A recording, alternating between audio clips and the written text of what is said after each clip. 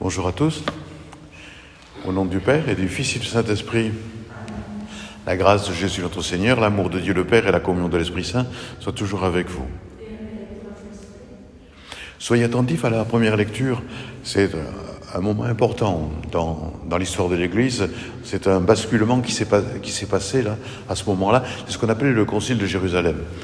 C'est-à-dire c'est un moment où il y a eu de plus en plus de non-juifs qui se sont convertis. Et la question c'était, est-ce qu'il faut devenir juif pour être chrétien ? Tous les premiers chrétiens étaient juifs, Jésus était juif aussi. Et donc il a fallu prendre une décision à un moment. Et Paul était bien sûr, lui qui avait beaucoup voyagé, il était pour qu'on n'oblige pas à la circoncision ni au passage par la religion juive. Mais Pierre, Jacques, tout ça, ils hésitaient davantage. Et c'est là ils ont pris la décision de demander aux nouveaux convertis de respecter le minimum. Voilà. Alors peut-être que ça peut nous faire réfléchir aussi, parce que quand des gens viennent vers nous, quand on parle de notre foi, est-ce que on veut pas imposer à ces gens-là des préceptes trop durs, trop absolus? Est-ce qu'il ne faut pas justement demander aux gens qui se convertissent ou qui parlent de venir vers la foi d'aller à l'essentiel, et pas passer par tous les détails par lesquels nous passons. Enfin voilà. On demande pardon au Seigneur. Seigneur, prends pitié. Seigneur, prends pitié. Ô Christ, prends pitié. Ô Christ, prends pitié. Seigneur, prends pitié. Seigneur, prends pitié. Et que Dieu Tout-Puissant nous fasse miséricorde, qu'il nous pardonne nos péchés, qu'il nous conduise à la vie éternelle. Prions le Seigneur. Dieu éternel et Tout-Puissant, nous implorons avec plus d'insistance ta bonté en ce temps de Pâques où elle se révèle davantage. Puisque tu nous as dégagés de nos erreurs, fais-nous adhérer plus fermement à la vérité. Par Jésus le Christ notre Seigneur. Amen.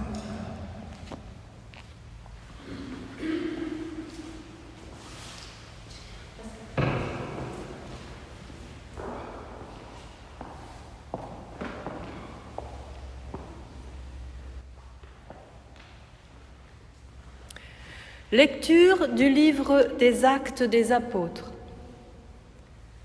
En ces jours-là, comme la conversion des païens provoquait dans l'église de Jérusalem une intense discussion, Pierre se leva et leur dit : « Frères, vous savez bien comment Dieu, dans les premiers temps, a manifesté son choix parmi vous. C'est par ma bouche que les païens ont entendu la parole de l'Évangile et sont venus à la foi. Dieu, qui connaît les cœurs, leur a rendu témoignage en leur donnant l'Esprit Saint, tout comme à nous,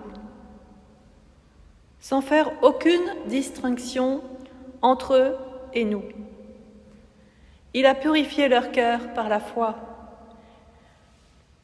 Maintenant, pourquoi donc mettez-vous Dieu à l'épreuve en plaçant sur la nuque des disciples un joug que nos pères et nous-mêmes n'avons pas eu la force de porter?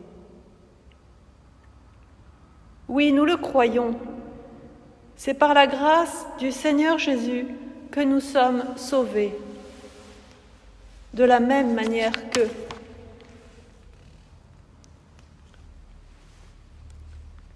toute la multitude garda le silence.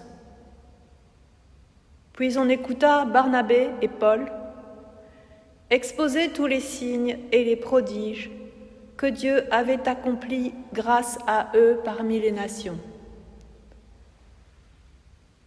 Quand ils eurent terminé, Jacques prit la parole et dit : « Frères, écoutez-moi. Simon-Pierre vous a exposé comment, dès le début, Dieu est intervenu pour prendre parmi les nations un peuple qui soit à son nom. Les paroles des prophètes s'accordent avec cela, puisqu'il est écrit « Après cela, je reviendrai pour reconstruire la demeure de David qui s'est écroulée. J'en reconstruirai les parties effondrées, je la redresserai. Alors le reste des hommes cherchera le Seigneur. Oui, toutes les nations sur lesquelles mon nom a été invoqué, déclare le Seigneur, qui fait ces choses connues depuis toujours. » Dès lors, moi, j'estime qu'il ne faut pas tracasser ceux qui, venant des nations, se tournent vers Dieu. Mais écrivons-leur de s'abstenir de souillure des idoles, des unions illégitimes, de la viande non saignée et du sang. Car depuis les temps les plus anciens, Moïse a dans chaque ville des gens qui proclament sa loi, puisque dans les synagogues, on en fait la lecture chaque sabbat. Parole du Seigneur.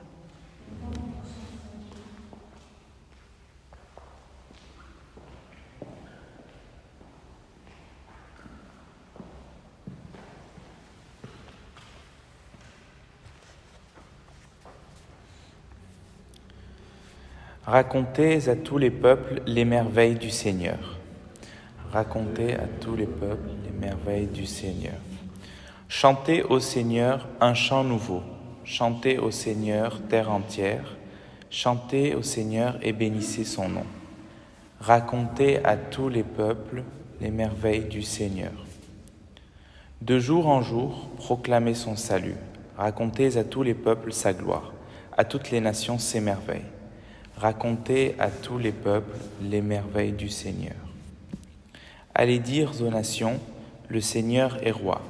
Le monde inébranlable tient bon. Il gouverne les peuples avec droiture. Racontez à tous les peuples les merveilles du Seigneur.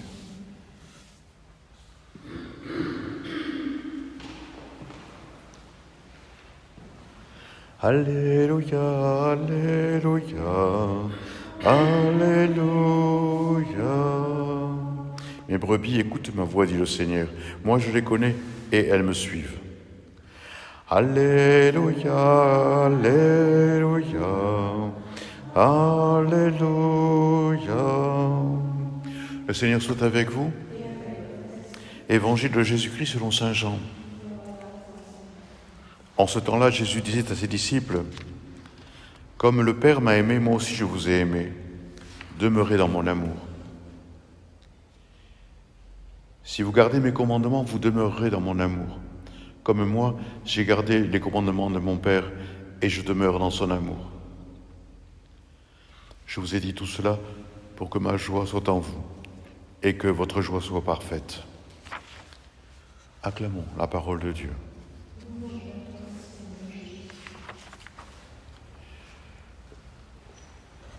Il y a le mot qui revient, là, souvent c'est demeurer. Demeurer. Et Jésus nous dit demeurer dans mon amour. Après, il dit si vous gardez mes commandements, vous demeurerez dans mon amour. Et comme moi j'ai gardé les commandements de mon Père, et je demeure dans son amour. Donc c'est cette idée quand on est chrétien, on n'est pas chrétien de passage, on n'est pas chrétien de temps en temps. C'est cette sensation, même c'est pas forcément une sensation, mais cette conviction que nous demeurons en Dieu et que lui demeure en nous. C'est cette réciprocité qui est une foi vécue. On a tendance, je pense, à être chrétien de temps en temps, voilà, à poser des actes pour montrer à Dieu qu'on l'aime bien, à Jésus, voilà, faire quelques prières de temps en temps. C'est bien pour réactiver cette conviction que nous demeurons en Dieu et que lui demeure en nous. Mais c'est cette conviction qui doit petit à petit prendre toute la place. Essayer de se dire à tout moment je demeure en Dieu et lui demeure en moi. Et c'est en passant par cette présence de Jésus auprès de nous, en nous, que petit à petit, nous arriverons à cette conviction que nous sommes véritablement en Dieu pour toujours.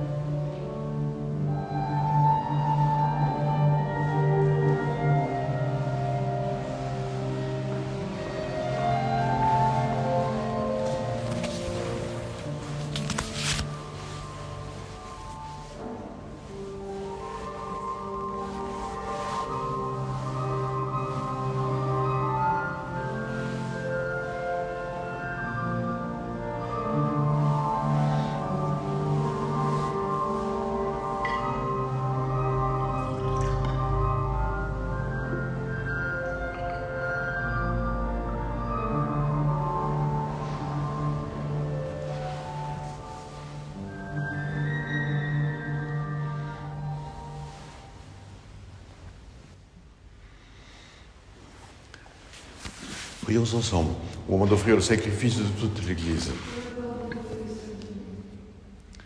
Seigneur notre Dieu, dans l'admirable échange du sacrifice eucharistique, tu nous fais participer à ta propre nature divine. Puisque nous avons la connaissance de ta vérité, accorde-nous de lui être fidèles par toute notre vie, par Jésus le Christ notre Seigneur. Le Seigneur soit avec vous. Élevons notre cœur. Rendons grâce au Seigneur notre Dieu. Vraiment, il est juste et bon de te glorifier, Seigneur, en tout temps. Mais plus encore en ces jours où le Christ, notre Pâque, a été immolé. Car il est l'agneau véritable qui a enlevé le péché du monde. En mourant, il a détruit notre mort. En ressuscitant, il nous a rendu la vie. C'est pourquoi le peuple des baptisés, rayonnant de la joie pascale, exulte par toute la terre, tandis que les anges dans le ciel chantent sans fin l'hymne de ta gloire. Saint, Saint, Saint, le Seigneur, Dieu de l'univers, le ciel et la terre sont remplis de ta gloire. Hosanna au plus haut des cieux. Béni soit celui qui vient au nom du Seigneur. Hosanna au plus haut des cieux. Toi qui es vraiment saint, toi qui es la source de toute sainteté, Seigneur, nous te prions. Sanctifie ces offrandes en répandant sur elles ton esprit, qu'elles deviennent pour nous le corps et le sang de Jésus le Christ, notre Seigneur. Au moment d'être livré et d'entrer librement dans sa passion, il prit le pain, il rendit grâce, il le rompit et le donna à ses disciples en disant « Prenez et mangez-en tous, ceci est mon corps livré pour vous. »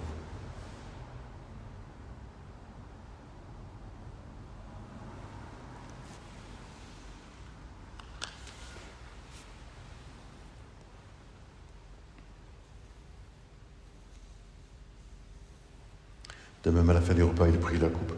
De nouveau, il rendit grâce et la donna à ses disciples en disant « Prenez et buvez-en tous, car ceci est la coupe de mon sang, le sang de l'alliance nouvelle et éternelle qui sera versé pour vous et pour la multitude en rémission des péchés. Vous ferez cela en mémoire de moi. »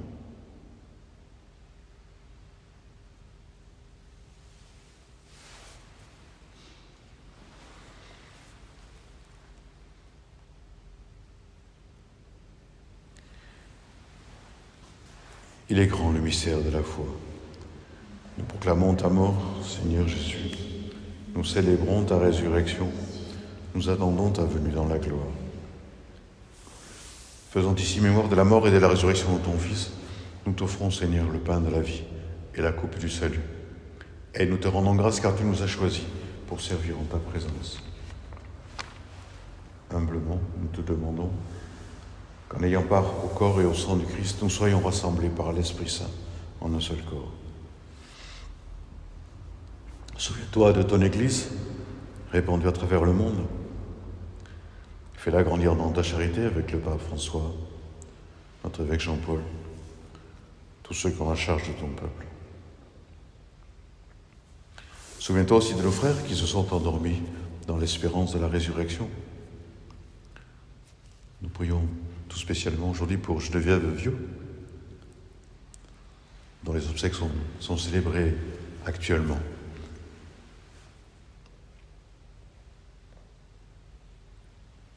Et de tous les hommes qui ont quitté cette vie, reçois-les dans ta lumière auprès de toi. Sur nous tous, enfin, nous implorons ta bonté.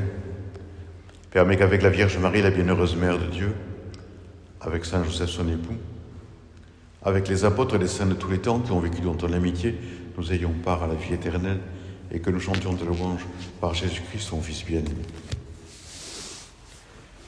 Par lui, avec lui et en lui. À toi, Dieu le Père Tout-Puissant, dans l'unité du Saint-Esprit, toute honneur et toute gloire, pour les siècles des siècles.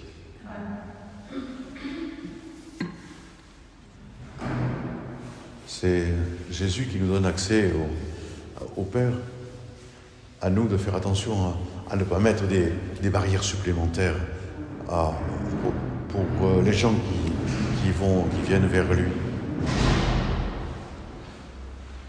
Ensemble, nous disons: Notre Père, qui es aux cieux, que ton nom soit sanctifié, que ton règne vienne, que ta volonté soit faite sur la terre comme au ciel. Donne-nous aujourd'hui notre pain de ce jour. Pardonne-nous nos offenses, comme nous pardonnons aussi à ceux qui nous ont offensés. Et ne nous laisse pas entrer en tentation, mais délivre-nous du mal, car c'est à toi qu'appartiennent le règne, la puissance et la gloire pour les siècles des siècles. Seigneur Jésus-Christ, tu as dit à tes apôtres: je vous laisse la paix, je vous donne ma paix. Ne regarde pas nos péchés, mais la foi de ton Église. Pour que ta volonté s'accomplisse, donne-lui toujours cette paix et conduis-la vers l'unité parfaite, toi qui vis et règnes pour les siècles des siècles. Que la paix du Seigneur soit toujours avec vous. Et qu'elle demeure entre nous, que nous soyons véritablement des artisans de paix partout où nous sommes, avec tout ce que nous côtoyons. Agneau de Dieu, qui enlève le péché du monde, prends pitié de nous. Agneau de Dieu, qui enlève le péché du monde, prends pitié de nous. Agneau de Dieu, qui enlève le péché du monde, donne-nous la paix. Nous sommes heureux d'être invités au repas du Seigneur. Voici l'agneau de Dieu, celui qui enlève le péché du monde. Seigneur, je ne suis pas digne de te recevoir, mais dis seulement une parole et je serai guéri.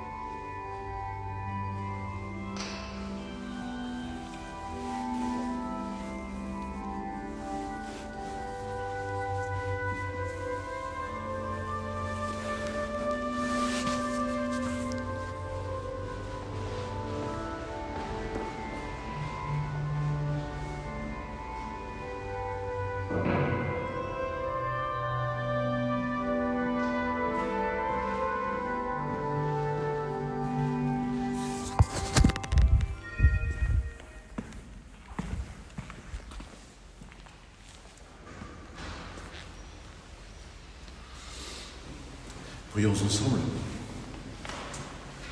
Dieu très bon, reste auprès de ton peuple, car sans toi, notre vie tombe en ruine. Fais passer à une vie nouvelle ce que tu as initié au sacrement de ton royaume par Jésus le Christ, notre Seigneur. Amen. Le Seigneur soit avec vous. Que Dieu Tout-Puissant nous bénisse, le Père, le Fils et le Saint-Esprit. Bien, oui, essayons de rester dans la paix les uns avec les autres. Allez, dans la paix du Christ. Et bonne journée à tous. Au revoir.